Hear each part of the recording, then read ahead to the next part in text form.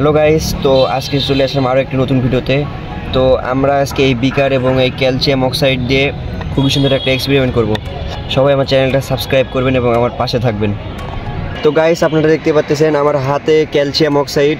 এই ক্যালসিয়াম অক্সাইডগুলো এখন আমি এই বিকারের ভিতর ঢেলে দেব। তো চলুন গাইস, ভিডিওটা শুরু করা যাক। তো এখন গাইস আমি এগুলো ঢেলে দেব। দেখুন,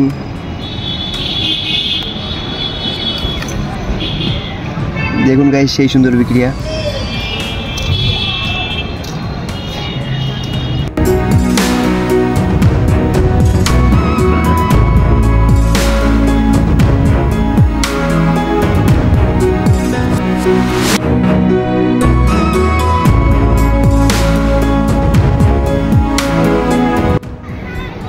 গাইস, এখন আমার হাতে যে লিটমাস পেপারটা দেখতে পাচ্ছেন, এটা আমি এর ভিতর চুবড়িয়েছিলাম।